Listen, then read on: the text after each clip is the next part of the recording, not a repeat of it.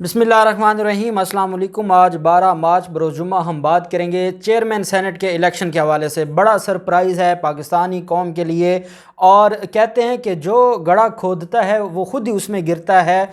जैसे हम सुना करते थे कि अटक किला बनाने वाले ख़ुद ही उस अटक किला में गए थे और वहाँ पर उनको कैद किया गया था। तो ये हकीकत है कि जरदारी ने जो बोया आज वही काटा है। और आज जिस तरीके से 7 वोट मुस्तरद करवाए थे उन्होंने नेशनल असम्बली में जब इलेक्शन हुआ था सेनेट का, और आज वही 7 वोट उनकी जान ले गए और अब चीख रहे हैं। फारूक अचनाक साहब लॉ से और रूल्स से अलग जाकर अपनी मनमानी की बातें कर रहे हैं। वो गुस्से में हैं, इंतहाई तकलीफ़ में हैं। मरीम नवाज़ को आप देख सकते हैं, बिलावल जरदारी को देख सकते हैं। जैसे जैसे रूलिंग जो अपनी वो पढ़कर सुना रहे थे प्रिजाइडिंग अफसर, वैसे वैसे जो रोना है वो शुरू हुआ जा रहा था। असल में मैं आपके साथ शेयर करूंगा कि इनके साथ हुआ क्या है, कहाँ पर हाथ हुआ है जिसकी वजह से आज ये इस मुकाम पर पहुँचे हैं कि ये चीखो पुकार इनकी जो है वो इस्लामाबाद से लंदन तक जा रही है। असल मसला क्या हुआ कुछ इस तरह से कि आपको पता है 100 मेंबर हैं सेनेट के,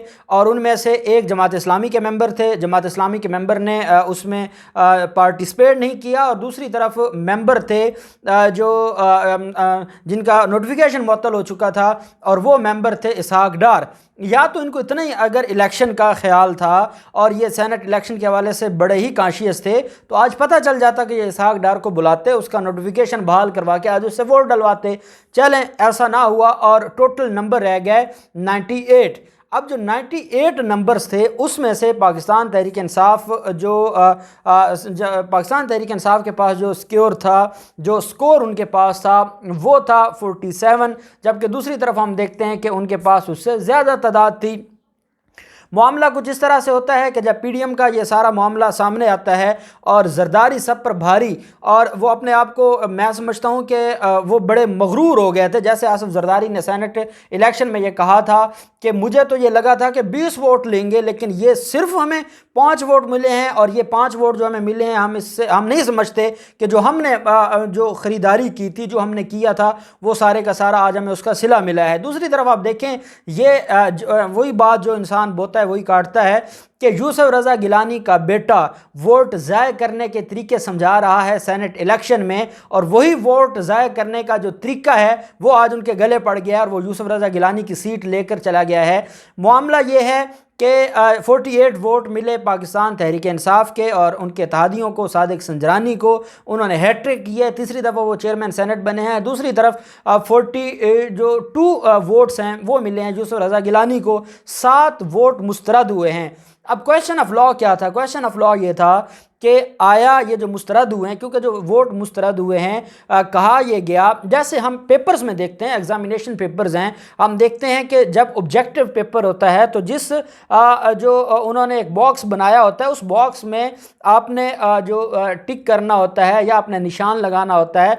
अगर आप उस बॉक्स में को बड़ा निशान लगा दें या उसको जब आप फिल करते हैं तो गलत फिल करें, उसके इधर उधर जो है वो स्याही फैल जाए, कुछ भी हो जाए, थोड़ा सा भी कुछ हो जाए, तो हम जानते हैं कि हमारे यहाँ ये रूल है कि जब आपको जिस बॉक्स को फिल करने की बात की गई है, फॉर एग्जांपल एक सवाल था, उसके जवाब में आगे 4 थे, A B C D।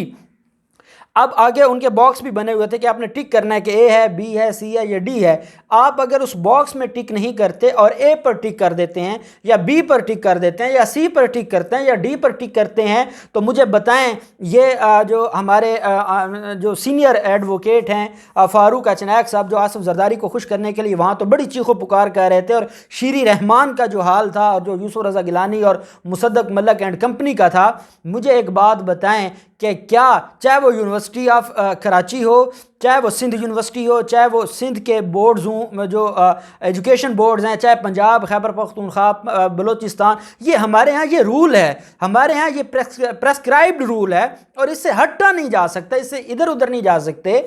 ये कैसे हो सकता है जब वो जो रूल्स बनाए गए थे और जो इंस्ट्रक्शंस दी गई थी उसमें जो सेक्शन उसमें जो शिक 4 थी उसमें ये कहा गया था कि जो कैंडिडेट है उस कैंडिडेट के आगे जो जो खाना है उसमें टिक करना है। जब ये स्पेसिफिकली अगर तो इसके ऊपर इंस्ट्रक्शंस ना होती तो आप चैलेंज कर सकते हैं। फिर इस तरीके से अगर चैलेंज होना शुरू हो जाए, जिन लोगों को ये लगता है कि वो इलेक्शन ट्राइब्यूनल जाएंगे और इलेक्शन ट्राइब्यूनल उनको बड़ा रिलीफ दे देगा, तो फिर भाई जो फेल होता वो उस ऑब्जेक्टिव को लेकर चला जाता अदालतों में, और फिर अदालतों में कहता जनाब देखें बोर्ड ने हमारे साथ ज्यादती की है।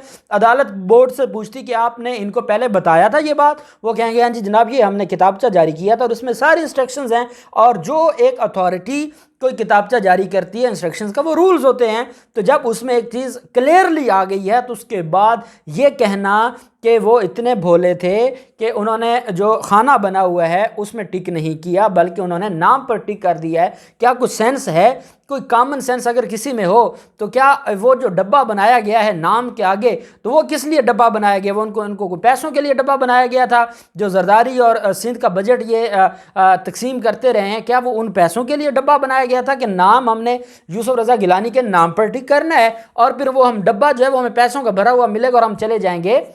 वो जानते थे, वो ये जानते बूझते हुए भी ये सारा कुछ कर गए और उन्होंने ना पाकिस्तान तहरीक इंसाफ को वोट दिया, ना उन्होंने जो पाकिस्तान पीपल्स पार्टी या पीडीएम को वोट दिया। वो ये समझते थे, उनका अपना एक मानना था कि पाकिस्तान पीपल्स पार्टी के बयानिया से या पीडीएम के बयानिया से या उनकी जो माजी में हुकूमतें गुजरी हैं वो उससे सेटिस्फाई नहीं हैं और उन्होंने रिजेक्ट कर दिया। उन्होंने पीटीआई को वोट नहीं दिया, पीटीआई को एक वोट ज़्यादा मिला और वो कोई आज़ाद उम्मीदवार होगा जो अपोजिशन में था, डेफिनेटली उस आज़ाद उम्मीदवार का ही वोट पड़ा होना है। बाकी पाकिस्तान तहरीक इंसाफ को जो वोट पड़े हैं वो उनके अपने वोट्स हैं। अब जो वोट ज़ाये हुए हैं, जो मिले हैं वोट, वो भी पीडीएम के हैं, जो ज़ाये हुए हैं वो भी पीडीएम के हैं। पीडीएम उन्होंने ये नहीं किया कि वो सादिक संजरानी के नाम पर टिक करते, तो फिर तो हम कहते हैं कि चलें जो आज मरीम नवाज़ को बड़ी तकलीफ़ हो रही है और वो कल से मैंने आपको बताया था वो ये बात समझ गए हैं कि उनके लोग उनके हाथ से निकल गए हैं। अगर आपके पास वो फ़ोन कॉल्स का वो रिकॉर्डिंग थी, वो सारा मामला था, तो ये सारी की सारी चीज़ें अगर आपके पास थी तो अब ले आते सामने। जब आपके पास वो नहीं थी, आपने झूठ बोला। फिर एक जो मौलवी है अब्दुल करीम, उनको आप सामने ले आए, फिर उससे आप कुछ ना उगलवा सके। वो तो बेचारा प्रेस कॉन्फ्रेंस करते हुए लग रहा था कि वो डरा हुआ है, वो सहमा हुआ है, और आप ज़बरदस्ती लेकर आए। शायद उसकी भी कोई इनके पास कोई वीडियो थी मरीम नवाज़ के पास कि उसको थ्रेट किया गया कि भाई अब यहाँ जाके प्रेस कॉन्फ्रेंस करें, नहीं तो आपकी वीडियो भी, क्योंकि इनके सबके कारनामे तो एक जैसे हैं। अब उस सारे मामले के बाद ये सिर्फ ये कहा जा सकता है कि आज पीडीएम को ये ज़रूर ख्याल आएगा कि काश हम मिसाक जमहूरियत की तरफ रहते, काश हम मिसाक जमहूरियत पर कायम रहते, चाहे हम इमरान खान का काश उस वक्त साथ देते। इमरान खान तो अपना फ़ायदा नुकसान दोनों चीज़ें देखकर सुप्रीम कोर्ट गए थे। इमरान खान को नहीं पता था कि अगर मैंने ओपन बैलेट की बुनियाद पर रिलीफ ले भी लिया जो सुप्रीम कोर्ट ऑफ पाकिस्तान से, और सेनेट इलेक्शन से मैंने ओपन बैलेट करवा ली, तो यही ओपन बैलेट चेयरमैन सेनेट पर भी जाएगी। उनको पता था कि फ़ायदा नुकसान तो दोनों चीज़ें थी, लेकिन वो लीडर था, उसने कहा नहीं, फ़ायदा हो नुकसान हो लेकिन हम कम अज़ कम ये इनिशिएटिव ज़रूर लें। और तब यही फारूक चनायक साहब वहाँ पर चीख चीख कर कहते थे कि नहीं जनाब ओपन बैलेट नहीं होना चाहिए। रज़ा रब्बानी साहब कहते थे जनाब ओपन बैलेट नहीं होना चाहिए, सीक्रेट बैलेट होना चाहिए, आइन के मुताबिक होना चाहिए। आइन का आर्टिकल 226 बिल्कुल क्लियर है। आइन के जो आर्टिकल 226 है उससे हट के हम कहीं नहीं जा सकते, हम उससे रूगर्दानी नहीं कर सकते। आप ये सारी तकरीरें इनकी सुनते थे। आज जब इनके इलेक्शन कमीशन ने, जब इनके, अब मैं आपको फ़र्क समझा रहा हूँ, जब इनका इलेक्शन कमीशन जो नाअहल कमीशन था और जो सिकंदर सुल्तान राजा का कमीशन था, और उसका बैकग्राउंड मैं आपको बहुत दफ़ा बता चुका हूँ, वो था सेनेट इलेक्शन में, तो उसने मरीम नवाज़ी करते हुए उनको जितवाया, जैसे तैसे जितवाया। और आपने देखा कैसे प्रिजाइडिंग अफसर जो साबिक स्पीकर के लिए खड़े हो जाते हैं या सादे के लिए शहबाज शरीफ के लिए खड़े हो जाते हैं, इमरान खान और मौजूदा स्पीकर के लिए वो खड़े नहीं होते। वो नज़र आ गया था कि ये प्रिजाइडिंग अफसर क्या है और ये क्या कर रहा है। तो क्योंकि उस वक्त एम्पायर था जो इलेक्शन कमीशन, तो इलेक्शन कमीशन ने अपना काम दिखाया और उन्होंने जरदारी एंड कंपनी को और पीडीएम को और मरीम को खुश कर दिया। लेकिन जैसे ही मामला न्यूट्रल गया तो वहाँ पर ये मामला ख़त्म हो गया।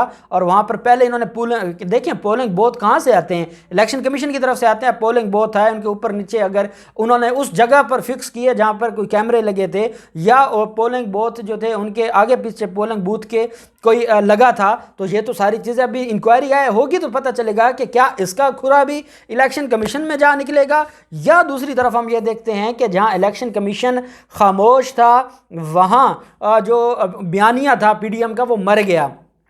जहां इलेक्शन कमीशन क्लियर था, क्योंकि वहां तो हम देखते हैं कि हमारे सामने दो चीज़ें थीं और उस दोनों में हमें सारी चीज़ें वाज़ेह नज़र आती थी।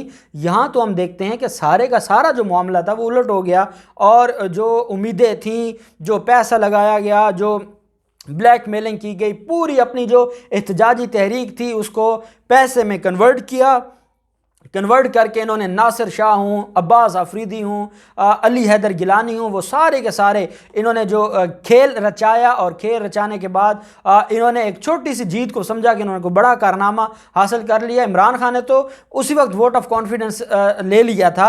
अब इनका पता चलेगा कि ये सिर्फ प्रेस कॉन्फ्रेंस के हद तक रहेंगे या ये भी कहेंगे कि नहीं जनाब, अब हमें भी जो अपने आप को मनवाना होगा और हमने भी अपना कॉन्फिडेंस सामने रखना है कि क्या लोग हमारे साथ हैं या नहीं है। और आज इनको ख्याल आया होगा कि कम से कम जिन 7 लोगों ने हमारे मुंह पर वोट मारा है और उन्होंने यूसुफ रजा गिलानी के मुंह पर निशान लगाया है, खाने में नहीं लगाया, आज उनको पता चला होगा कि ये सीक्रेट बैलेट ना होता तो हमें पता तो होता कि कौन हमारे मुंह पर तमाचा मार के गया है और कौन है जो हमारे बयानिया को हमारे मुंह पर देकर मार के गया है, तो उनको पता होता। तो आज मैं समझता हूं कि जरदारी का मिलिया मेट हो गया, जरदारी का नज़रिया आज दफन हो गया। जो नवाज शरीफ का नज़रिया है, मरीम नवाज़ का इदारों की मुखालफत, जैसे इन्होंने जो बूथ और जो सीक्रेट कैमरे और जो तमाशा लगाया, जैसे इन्होंने उनको तोड़ा बूथ को, ये सारी चीज़ें सामने हैं। और अब ये बात क्लियर हो चुकी है कि ये खौफज़दा थे, इनको अपने लोगों की तरफ से इशारे मिल चुके थे कि भाई हम आपके साथ नहीं चल सकते, आपकी वो कैपेबिलिटी या जो आपका जो कैलिबर है वो नहीं रहा कि हम आपको वोट दें। उन्होंने ना पीटीआई को वोट दिया और ना उनको वोट दिया, बल्कि उन्होंने यूसुफ रजा गिलानी के मुंह पर मोहरें लगाकर वो इस बात का सबूत दिया कि वो इस बयानिया से तंग आ चुके हैं। अब देखते हैं, डिप्टी चेयरमैन का भी इलेक्शन होना है और अब मरीम नवाज़, बिलावल जरदारी और उनकी जो चीखें हैं वो देखने वाली होंगी, वो सुनने वाली होंगी। आज जो उनको मिर्चें लगेंगी, पता नहीं आज वो कोई अपनी वीडियो ना निकाल के ले आएँ कि हमारे साथ भी किसी ने कोई मामला किया था। तो अब देखते हैं ये मामला कहाँ तक जाता है। जो भी डिटेल्स होंगी हम आपके साथ शेयर करते रहेंगे। अल्लाह पाक पाकिस्तान का हामी और नासिर हो। बहुत शुक्रिया। अल्लाह हाफिज़। पाकिस्तान जिंदाबाद।